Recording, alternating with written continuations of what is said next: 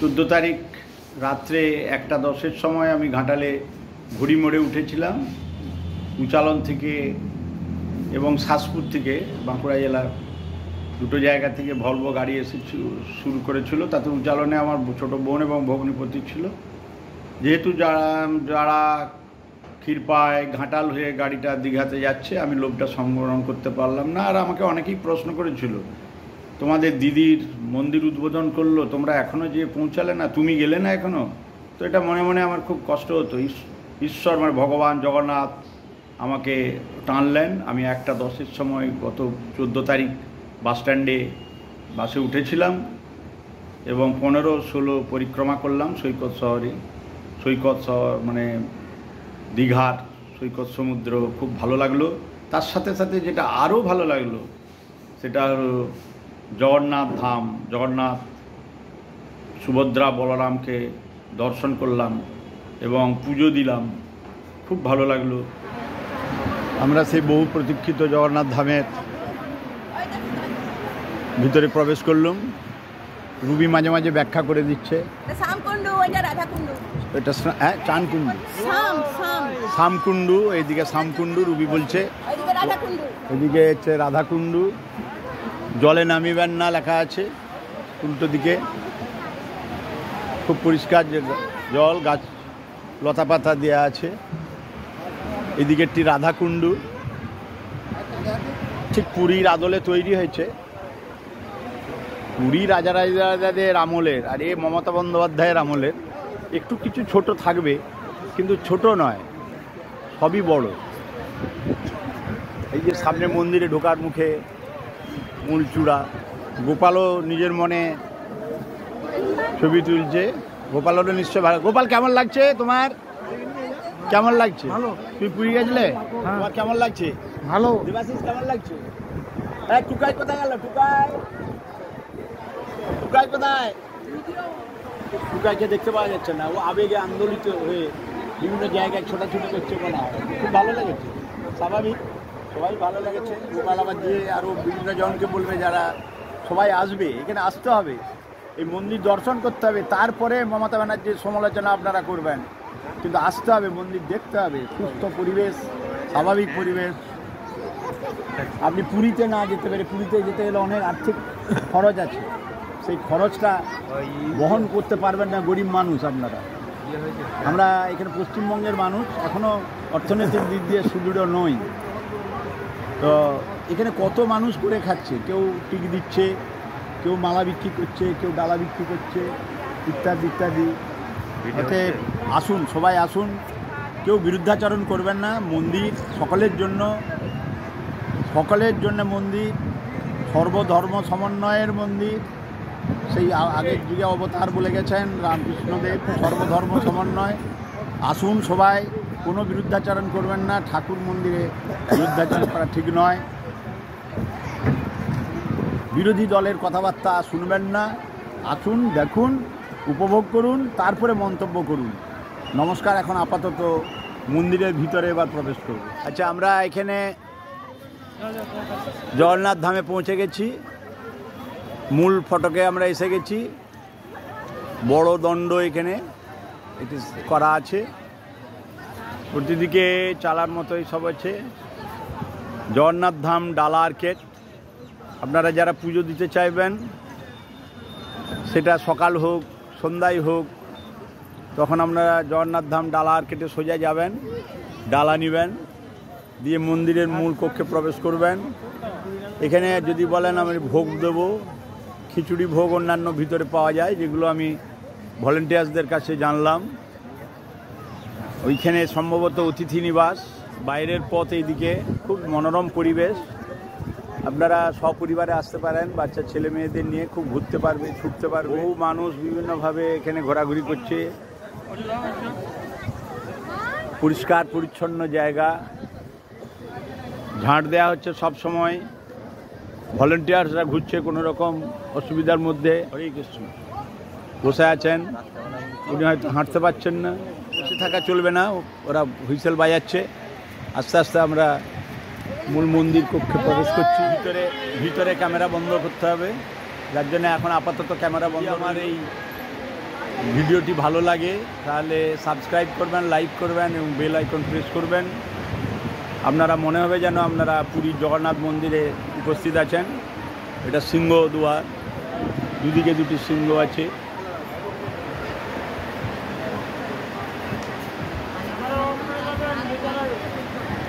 বহু কারুকার্য খচিত। এখন নমস্কার, আমি ভিতরে প্রবেশ করছি। দীঘায় আমরা এরকম একটা মন্দির দর্শন করতে পারবো মুখ্যমন্ত্রীর প্রচেষ্টায়, এটা আমাদের কাছে গর্বিত বোধ করছি। কারণ আমরা অবিভক্ত মেদিনীপুরের বাসিন্দা, বর্তমানে বিভক্ত পূর্ব মেদিনীপুর এবং পশ্চিম মেদিনীপুর। স্বাভাবিকভাবে আবার ওইখানে যারা অংশে প্রসাদ খেতে চায় ওখানে লাইন দেওয়া চলছে। ওইখানে লাইনে আমরা যাব। কেউ প্রসাদ খেতে চায়, কেউ কিনতে চায়, পুজো দিতে চায়। এই যে লম্বা লাইন চলছে, সেই লম্বা লাইনে এবার অংশগ্রহণ করব। ঠিক আছে, 2 মিনিট আপনাদের একটু সময় নেব। 2 মিনিট একটু সময় নেব। কোথা থেকে আসছেন আপনারা? আমরা আসছি সোনারপুর থেকে। সোনারপুর থেকে জানেন? সোনারপুর গড়িয়া জানি। আমার একটা ভাইপো ওখানে ইঞ্জিনিয়ারিং পড়লো, এবারে পুনেতে চাকরি পাইছে। আপনি ধানবাদের লোক? আমরা ধানবাদের। এখন এসেছি সোনারপুর। হ্যাঁ হ্যাঁ, এই যে ওনাকে নিয়ে এসছেন, ম্যাডামকে নমস্কার। অনেক কষ্ট করে আসছেন, আমি লক্ষ্য করছি। আমি একটু ইউটিউব একটু ছাড়ি আর কি। ও আচ্ছা, সেই জন্য ছোটখাটো। আমি রিটায়ার। জয়শ্রী গাঙ্গুলি, আমার নাম সুধীর কুমার গাঙ্গুলি। সুধীর কুমার গাঙ্গুলি আর জয়শ্রী গাঙ্গুলি। আপনারা সোনারপুর থেকে, আগে ধানবাদে ছিলেন। ধানবাদে আমাদের বাড়ি। কিন্তু কষ্ট করে এসেছেন। এখন আর হয়তো পুরী যেতে পারছেন না, যার জন্য এখানে। পুরী তো গেছেন, কিন্তু এটা আরো কাছে, তার জন্য এসেছেন, তাই তো? খুব ভালো লাগে। হ্যাঁ, ফটো তুলতে বাইরে দিবে, ভিতরে দেবেন। ঠিক আছে, নমস্কার, ভালো লাগলো। হ্যাঁ, নমস্কার।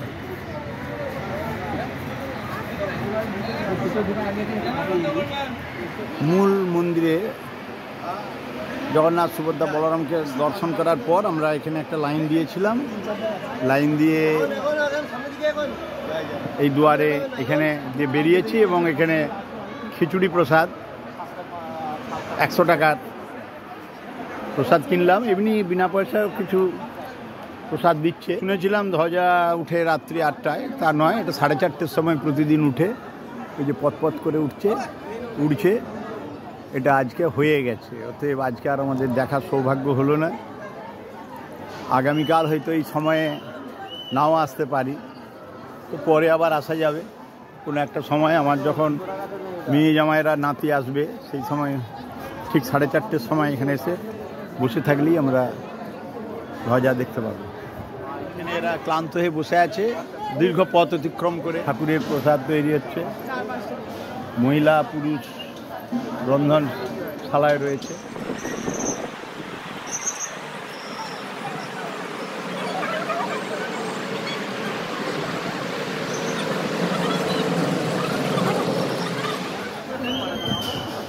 বহু মানুষের সমাগম, এটা আমি আগেই বলেছি। ঠিক আছে, এবার একটু প্রসাদ খাই। গতকাল বেরিয়ে এসেছি 14/7, আজকে 15/7। এখন বিকেলবেলা থেকে সন্ধে গড়িয়ে এসেছে।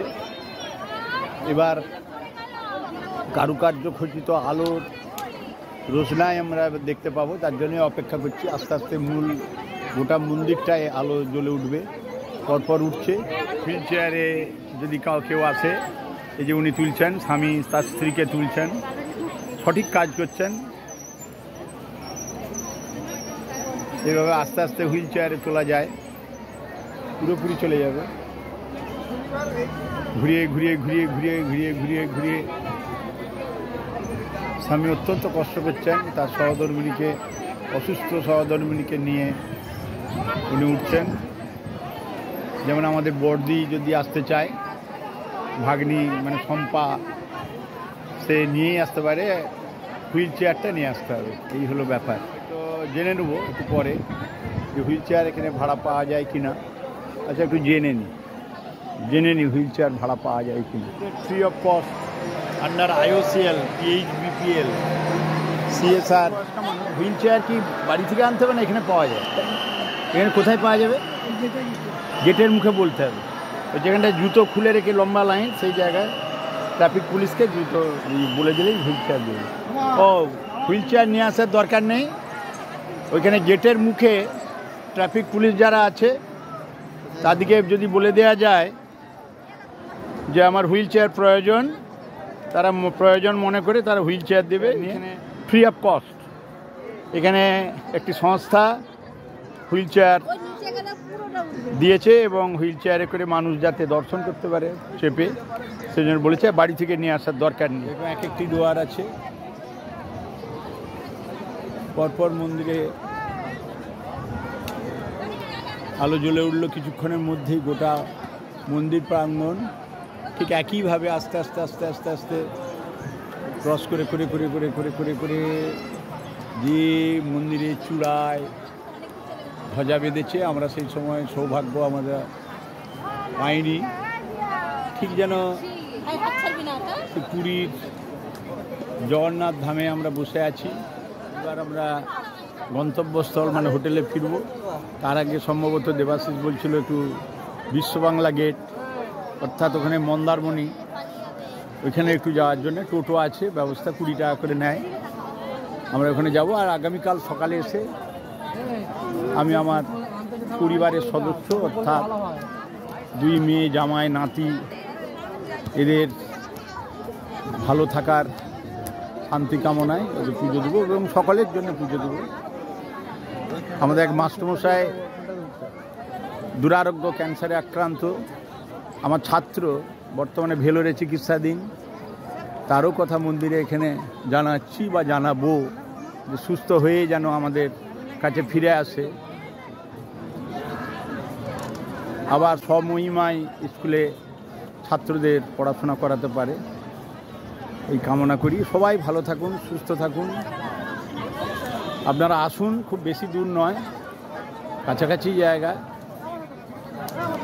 ভালো লাগবে। বড়দি তো আসতেই পারে এখানে,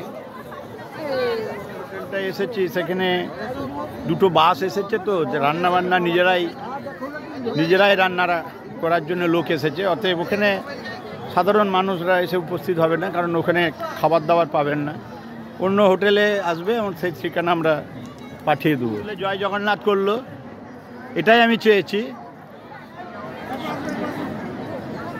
চেয়েছি যে সবাই জয় জগন্নাথ করতে হবে, তবেই আমি ছবি করব। জয় জগন্নাথ, জয় জগন্নাথ, দলমত নির্বিশেষে সবাই জয় জগন্নাথ বলুন।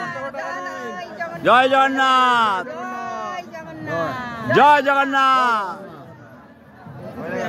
নমস্কার, এখন আমার আপাতত শেষ, আগামীকাল সকাল 6টার পর আসবো, মন্দিরে থেকে পুজো দেবো, ওখান থেকে ডালানাও আসুন, দলমত নির্বিশেষে আসুন, শুধু দলীয় নয়, দলমত নির্বিশেষে সবাই আসুন, দর্শন করুন, তারপরে বিরোধিতা যত ইচ্ছা করুন। কৃষ্ণ হরে হরে হরে রাম হরে রাম রাম রাম হরে হরে হরে রাম রাম রাম হরে হরে কৃষ্ণ কৃষ্ণ কৃষ্ণ কৃষ্ণ হরে হরে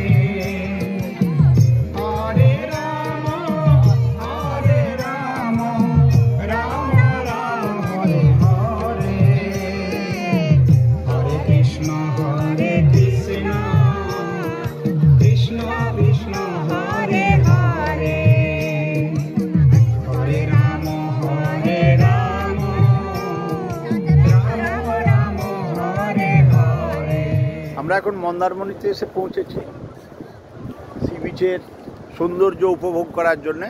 এখন 8:15, 16/7/2025। আমরা এর আগে অনেক দিন, আমি ছোটোবেলায় বলতে পারি, আমি ছোট মেয়ে দুটিকে নিয়ে, আমার স্ত্রীকে নিয়ে এসেছিলাম দীঘা। 2 দিন থেকে আমরা দীঘা থেকে চলে গেছি। তখন এই মন্দারমণি বা শঙ্করপুর বা এইসবে আর মেয়েদের তো কোনো আইডিয়াই ছিল না, যার ফলে আমার ব্যর্থতা। তো সেই নিজেই এসেছি, মানে এদের সঙ্গে, দেবাশিস, অপু, মানে আমার বোন ভগ্নিপতি, ভাগ্নি, জামাই ইত্যাদির সঙ্গে। এখানের সৌন্দর্য উপভোগ করার মতো আপনারা দীঘায় একদিন একটা নাইট হল্ট করে তারপর পরের দিন যদি আপনারা অটোয় করে আসেন 1500 টাকা আমাদের নিচ্ছে। আমরা 5 জন আছি এখানে। শঙ্করপুর এখন মন্দারমণি, তাজপুর, শঙ্করপুর এবং মোহনা ইত্যাদিগুলো ঘুরিয়ে দেবে। প্রায় 4 থেকে 4.5 ঘন্টার মতো সময় লাগবে। সমুদ্রের গর্ভে অনেক দূর পর্যন্ত চলে যাওয়া যায়। কেউ যদি টোটোই করে ঘোরাঘুরি করতে চায় সেখানে টোটোও চলছে। এখানে আপনি দীর্ঘক্ষণ সময় অতিবাহিত করতে পারেন। ভালো পরিবেশ, সুস্থ পরিবেশ। কারো মানসিক বা শারীরিক অসুস্থতা থাকলে এখানে এসে 2 দিন মন্দারমণিতে থাকতে পারেন। বড় বড় ভালো ভালো রিসর্ট আছে। আপনার শরীর এবং মন ভালো হবে। ঠিক আছে, সৌন্দর্য আমরা উপভোগ করি, আসাটা কোনো ব্যাপার নয়। 45 মিনিটের মধ্যে দীঘা থেকে আমরা পৌঁছে গেছি। এখানে কিছুক্ষণ থাকবো। এখানে আমাদের 40 মিনিট অ্যালটমেন্ট। 40 মিনিট আমরা এখানে অতিবাহিত করব। এখন আমরা মন্দারমণিকে বিদায় জানিয়ে, আমাদের 40 মিনিট সময় ছিল, তো সেই 40 মিনিটের অতিবাহিত হলো। এরপর আমরা তাজপুর যাব। যাই হোক, এই মন্দারমণি আমার হয়তো জীবনের প্রথম, না এলে বুঝতে পারতাম না। এখানে আমরা ডলফিন দেখলাম, ডলফিন এবং অন্যান্য সামুদ্রিক প্রাণীগুলোকে লক্ষ্য করলাম। অনেকটা সমুদ্রের অনেকটা ভিতরে আমরা চলে গেছিলাম, যদিও হাঁটতে হাঁটতে। তারপরে প্রাকৃতিক শোভা ইত্যাদি উপভোগ করলাম, কয়েকটা ছবি তুললাম। আপনারা যারাই দীঘায় আসবেন আপনারা মন্দারমণিকে উপভোগ করুন, ভালো লাগবে। ঠিক আছে, এবার আমাদের পরবর্তী গন্তব্যস্থল সম্ভবত তাজপুর। 4টে জায়গা আমাদের নির্দিষ্ট আছে, আগে পরে কোনো একটা জায়গায় আবার নিয়ে যাবে। বিদায় মন্দারমণি। আমরা তাজপুরে এসে পৌঁছেছি। আমাদের যে টিম,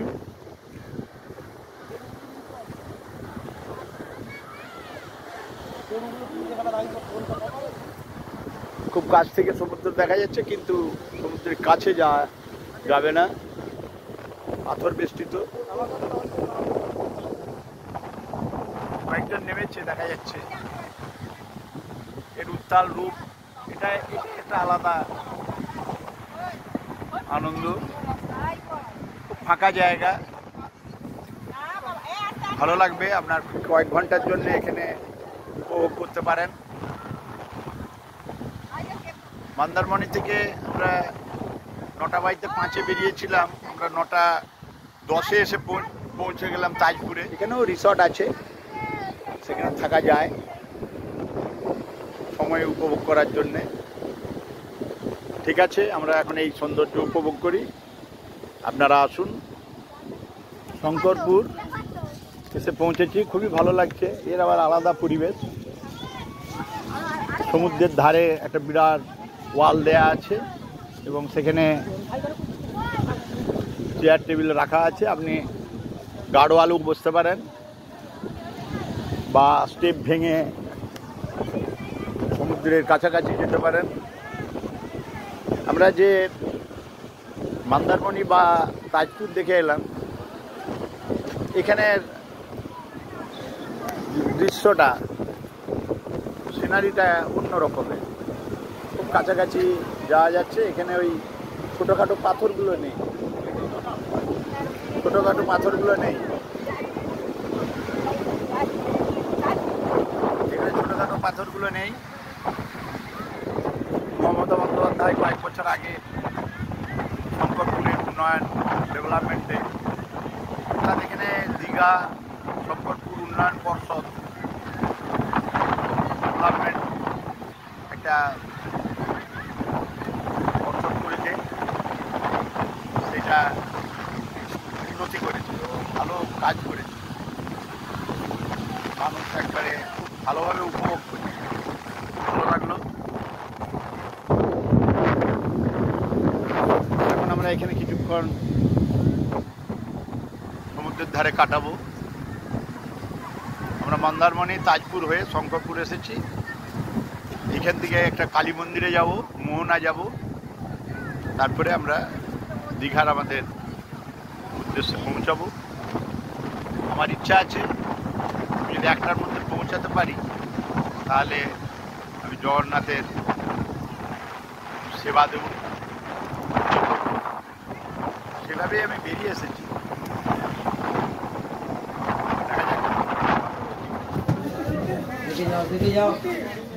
এখন আমরা নায়কালী মন্দির এসেছি। আমরা শঙ্করপুর সেরে তারপরে নায়কালী মন্দিরে এসেছি। এরপর মোহনাতে যাব, তারপরে আমরা দীঘাতে গিয়ে পৌঁছাবো। তো মা নায়কালী মন্দির আপনারা আসতে পারেন। দীঘা এলে এগুলো কভার করবেন, নায়কালী মন্দিরটাও কভার করবেন। আমি এখনও মন্দিরের মধ্যে প্রবেশ করিনি, প্রবেশ করি তারপরে জানানো যাবে মায়ের কী রূপ এখানে নেওয়া আছে। এটি শান্তশিষ্ট জায়গা, পরিবেশ। এখানে বিল্ডিং তৈরি হয়েছে, সম্ভবত অ্যাডমিনিস্ট্রেটিভ বিল্ডিংই হবে। ইতিহাস সম্বন্ধে একটু জানা যাবে।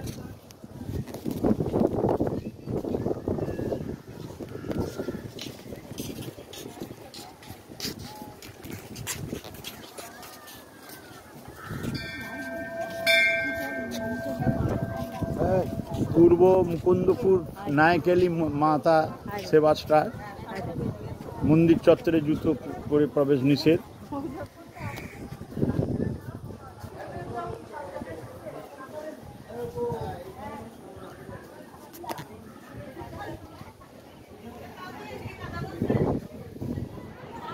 একটার মধ্যে মূল দরজা বন্ধ হয়ে যাচ্ছে। যারা প্রবেশ পেরেছেন তারাই পূজা দিলেন। আমাদের সঙ্গীরা সবাই নেমে গেছিলো। আমি মন্দিরে এসে আমি 6 নম্বর গেট দিয়ে ঢুকে ডালা কিনে আমি মন্দিরে পূজা দিলাম।